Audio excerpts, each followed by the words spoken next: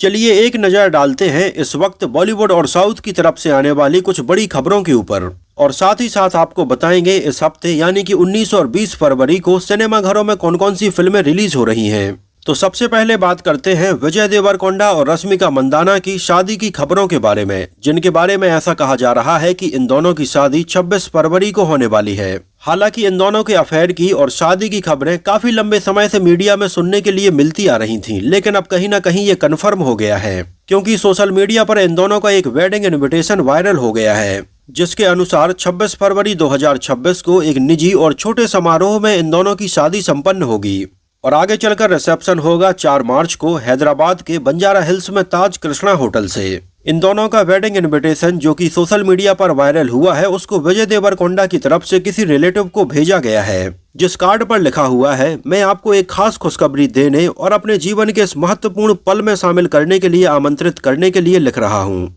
अपने परिवार के प्यार और आशीर्वाद के साथ रश्मिका और मैं 26 फरवरी 2026 को एक छोटे और निजी समारोह में शादी करने जा रहे हैं और जैसे ही हम इस नए अध्याय की शुरुआत करते हैं, अपने मिलन का जश्न मनाते हैं और इसके इर्द गिर्द यादें संजोते हैं। हमारे लिए उन लोगों के साथ जश्न मनाना बहुत मायने रखता है जो हमारे जीवन के सफर में हमेशा साथ रहे। आपकी उपस्थिति और आशीर्वाद इस अवसर को हमारे लिए और भी खास बना देंगे। हम आपको अपने विवाह समारोह में शामिल होने और हमें आशीर्वाद देने के लिए हार्दिक आमंत्रित करते हैं। वैसे आपको बता दें कि इन दोनों ने साथ में गीता गोविंदम और डियर कॉमरेड जैसी बेहतरीन फिल्मों में काम किया है और इन दोनों ही फिल्मों में इन दोनों की केमिस्ट्री को लोगों ने बहुत ज्यादा पसंद किया। और वाकई में अगर देखा भी जाए तो ये दोनों साथ में ऐसे लगते हैं कि जैसे एक दूसरे के लिए ही बने हों। और इन दोनों ही फिल्मों में काम करने के बाद ये दोनों एक दूसरे के काफी करीब आ गए थे और यहीं से इन दोनों के बीच में अफेयर भी शुरू हो गया था, जहां कई बार इन दोनों की फोटोज साथ में देखी गई, इन दोनों को कई बार साथ में नोटिस भी किया गया, लेकिन इन दोनों ने कभी भी खुलकर अपने रिलेशन को एक्सेप्ट नहीं किया।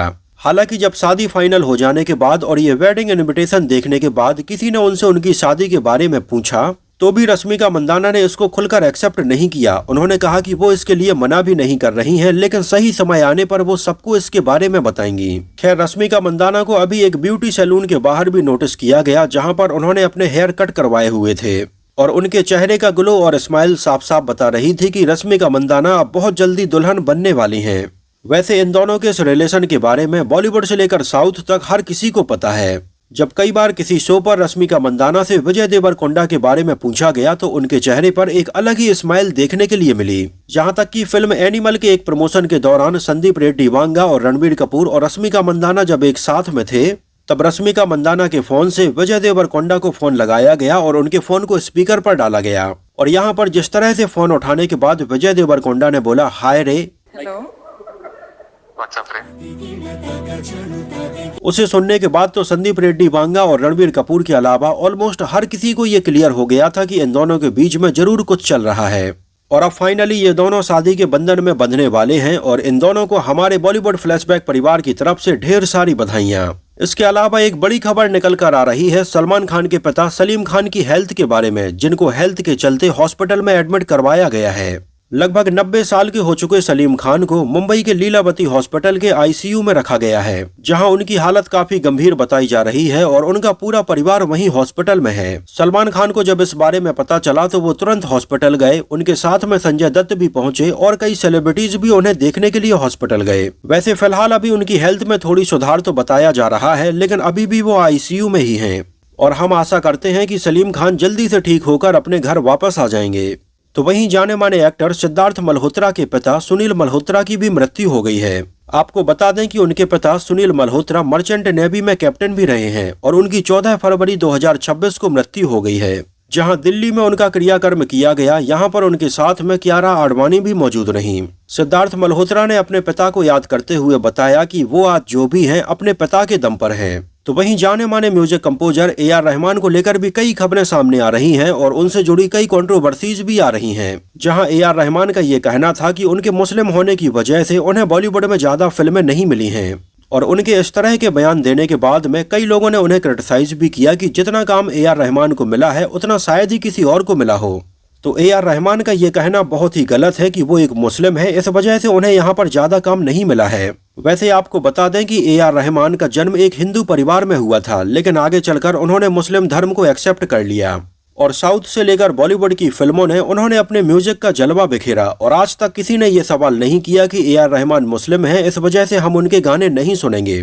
बॉलीवुड हो या फिर साउथ हो, हर किसी ने ए आर रहमान के म्यूजिक को अप्रिशिएट किया है बिना ये देखे हुए कि वो एक मुस्लिम है या हिंदू। तो मेरे ख्याल से भी ए आर रहमान का इस तरह का बयान बिल्कुल पूरी तरह से गलत है कि वो एक मुसलमान है, इस वजह से उन्हें ज्यादा फिल्में नहीं मिली हैं। वैसे आपको बता दें कि ए आर रहमान अभी रणबीर कपूर के साथ में बन रही फिल्म रामायण में म्यूजिक दे रहे हैं, जहां फिर से ये गौर करने वाली बात है कि ए आर रहमान जो कि एक मुस्लिम है और वो रामायण में म्यूजिक दे रहे हैं, जो एक बड़ी बात है। तो ए आर रहमान को भी इस तरह के धार्मिक बयान देने के पहले एक बार जरूर सोचना चाहिए।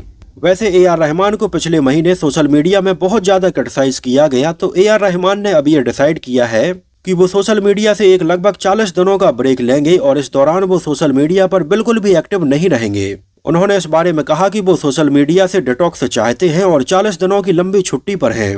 तो वहीं बात करें बॉर्डर 2 के बॉक्स ऑफिस कलेक्शन के बारे में, तो ये फिल्म का चौथा हफ्ता है और इसने अपने चौथे हफ्ते में आज लगभग 70 लाख का कलेक्शन किया और फिल्म ने टोटल अभी तक लगभग 302 करोड़ रुपए इंडियन बॉक्स ऑफिस पर कमा लिए हैं। तो कहीं ना कहीं सनी देओल की फिल्म बॉर्डर 2 एक हिट फिल्म की कैटेगरी में तो आने लगी है, लेकिन अगर गदर 2 के बॉक्स ऑफिस कलेक्शन से इसको कंपेयर किया जाए तो ये बहुत कम है। लेकिन अभी हाल ही में दिए गए अपने एक इंटरव्यू में टी सीरीज के भूषण कुमार ने ये बोला है कि सनी देओल के साथ में वो बॉर्डर 3 भी जरूर बनाएंगे, जिसमें सनी देओल तो परमानेंट ही हैं और ये फिल्म हमें शायद बहुत जल्दी देखने के लिए मिलेगी। वैसे आपको बता दें कि सनी देओल के लिए ये बहुत अच्छा समय चल रहा है, जहां पर उनकी फिल्मों को लोग काफी पसंद कर रहे हैं और उनकी कई फिल्में रिलीज होने वाली हैं। जहां 2026 में उनकी फिल्म बॉर्डर 2 के बाद में इंडिपेंडेंस डे के मौके पर लाहौर 1947 रिलीज होने के लिए तैयार है, जिसको जाने माने डायरेक्टर राजकुमार संतोषी डायरेक्ट कर रहे हैं, जिन्होंने सनी देओल के साथ में घायल और घातक, दामनी जैसी बेहतरीन फिल्में बनाई हैं। और आमिर खान फिल्म लाहौर 1947 को प्रोड्यूस कर रहे हैं, तो ये एक बहुत ही अच्छा कॉम्बिनेशन है। तो वहीं इसके अलावा सनी देओल की और भी कई फिल्में बन रही हैं, जहां पर उनकी फिल्म गबरू भी बन रही है, जिसके पोस्टर को अभी रिलीज किया गया है। जो फिल्म ऑलमोस्ट बनकर तैयार हो चुकी है और फिल्म के पोस्ट प्रोडक्शन के ऊपर काम हो रहा है। इसके अलावा सनी देओल की आने वाली एक और फिल्म है जिसका नाम है एक्का और इसको लेकर भी काफी बज़ देखा जा सकता है। इसके अलावा सनी देओल रणबीर कपूर के साथ में बनने वाली फिल्म रामायण में हनुमान जी का रोल निभा रहे हैं और वो हमें रामायण पार्ट 1 और रामायण पार्ट 2 में नजर आने वाले हैं। तो कहीं ना कहीं सनी देओल के करियर में ये बहुत अच्छा समय चल रहा है, जहां इस एज में भी सनी देओल इतनी सारी फिल्मों में काम कर रहे हैं और उनकी फिल्में अच्छा कलेक्शन भी कर रही हैं। नहीं तो अगर पिछला डिकेड देखा जाए तो सनी देओल ने कुछ फिल्मों में काम तो किया, लेकिन उनकी फिल्में बॉक्स ऑफिस पर फ्लॉप ही रही थीं। तो सेम ऐसा ही हाल बॉबी देओल का भी था, जहां पिछला डिकेड उनके लिए बहुत ही खराब रहा था, लेकिन बॉबी देओल का भी कमबैक हुआ फिल्म एनिमल से। और आज के समय बॉबी देओल के पास में भी साउथ की और बॉलीवुड फिल्मों की बिल्कुल लाइन लगी हुई है। चलिए अब एक नजर डालते हैं इस हफ्ते रिलीज होने वाली बॉलीवुड की कुछ फिल्मों के ऊपर। तो इस हफ्ते टोटल 3 फिल्में रिलीज होने के लिए तैयार हैं, जिनमें से तापसी पन्नू की एक कोर्ट रूम ड्रामा फिल्म 80 है। इसके अलावा सिद्धांत चतुर्वेदी और मृणाल ठाकुर की एक लव स्टोरी फिल्म दो दीवाने शहर में, और इन दोनों ही फिल्मों के अलावा एक और फिल्म है Veer ji the battle of Purandar, जहां इन तीनों ही फिल्मों के टीजर और ट्रेलर्स को रिलीज किया गया है। और यहां पर मैं ये कह सकता हूं कि तापसी पन्नू की फिल्म 80 काफी प्रॉमिसिंग लग रही है।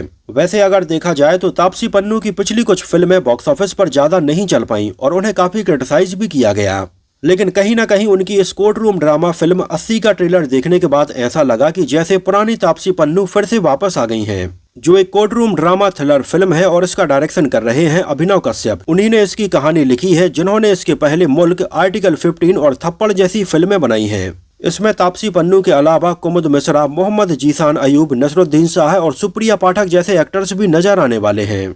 जहां इसमें हमें बलात्कार वाले केस के इर्द गिर्द कोर्ट रूम ड्रामा देखने के लिए मिलेगा और इसके ट्रेलर को देखने के बाद तो ये मुझे काफी प्रॉमिसिंग लगा। तो मैं इसको लेकर काफी एक्साइटेड हूं और 20 फरवरी को जब ये फिल्म रिलीज होगी तो मैं आपको बताऊंगा कि ये फिल्म कैसी है। तो वहीं सिद्धांत चतुर्वेदी और मृणाल ठाकुर की भी लव स्टोरी फिल्म दो दीवाने शहर में 20 फरवरी को ही रिलीज हो रही है, जिसको संजय लीला भंसाली प्रोड्यूस कर रहे हैं और रवि उदय बार ने इसका डायरेक्शन किया है। जहां फिल्म की कहानी में हमें मुंबई की पृष्ठभूमि देखने के लिए मिलेगी और इसकी कहानी कुछ ऐसी है कि सिद्धांत चतुर्वेदी और मृणाल ठाकुर इन दोनों की ही शादी होने वाली है, लेकिन इन दोनों की ही पसंद मैच नहीं होती है। सिद्धांत चतुर्वेदी की हॉबी कुछ अलग है, उनकी पसंद कुछ अलग है और मृणाल ठाकुर की बिल्कुल ही अलग है। इसके अलावा सिद्धांत चतुर्वेदी को शाह और शाह बोलने की भी प्रॉब्लम है, जहां पर्टिकुलर इस प्रॉब्लम को देखने के बाद मुझे अपनी प्रॉब्लम भी याद आ गई, जहां पर मुझे भी कई लोगों ने इस बात के लिए टोका है कि मैं शाह और शाह में फर्क नहीं कर पाता हूं। तो थैंक गॉड इसको देखने के बाद मुझे लगा कि चलो कम से कम मैं ऐसा इकलौता नहीं हूँ, ऐसे और भी कई लोग हैं। तो ये एक स्वीट सी लव स्टोरी नजर आ रही है, जिसको लेकर अगर अभी देखा जाए तो बहुत ज्यादा बज़ तो नहीं है। जहां तक कि कई लोगों को तो इस बारे में पता भी नहीं है कि ऐसी कोई फिल्म भी इस डेट को रिलीज हो रही है।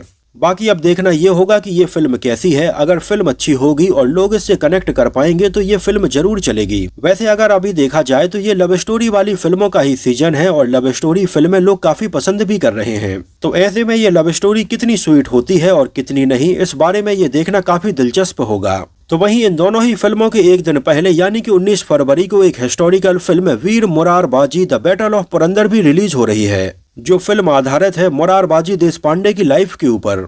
अजय अनिरुद्ध ने फिल्म का डायरेक्शन किया है, जो कि मराठी और हिंदी दोनों ही भाषाओं में रिलीज हो रही है। जिस कहानी में मेनली फोकस किया जाएगा मोरारबाजी देशपांडे के लगभग 700 मराठा सैनिक कैसे दिलेर खान की आर्मी से लड़ते हुए नजर आए। अजय अनिरुद्ध फिल्म का डायरेक्शन कर रहे हैं। इसका सब्जेक्ट भी दमदार है और इसका ट्रेलर और टीजर देखने में काफी अच्छा लग रहा है। लेकिन फिर भी अगर कहीं ना कहीं देखा जाए तो फिल्म का प्रमोशन बिल्कुल जीरो है। किसी को ये पता भी नहीं है कि ये फिल्म आज रिलीज हो रही है। वैसे आपको बता दें कि ये फिल्म लगभग 2023 में ही बनकर कंप्लीट हो गई थी, लेकिन लगातार 3 सालों से ये फिल्म डिले होते ही आ रही है।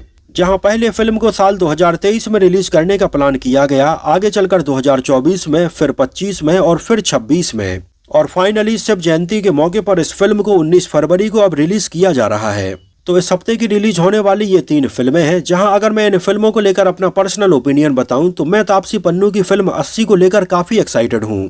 आप इन तीनों ही फिल्मों में से कौन सी फिल्म को लेकर एक्साइटेड हैं, हमें कमेंट सेक्शन में जरूर बताइए। तो फिलहाल के लिए इस वीडियो में इतना ही। हमारे इस नए चैनल को सब्सक्राइब करें, क्योंकि यहाँ पर आपको इस तरह की नई खबरें और नई फिल्मों के रिव्यूज देखने के लिए मिलते रहेंगे। तो फिलहाल के लिए इस वीडियो में इतना ही। मिलते हैं आपसे किसी नए वीडियो में कुछ और ऐसी ही बॉलीवुड और साउथ से जुड़ी हुई खबरों के साथ में और नई फिल्मों के रिव्यूज के साथ में।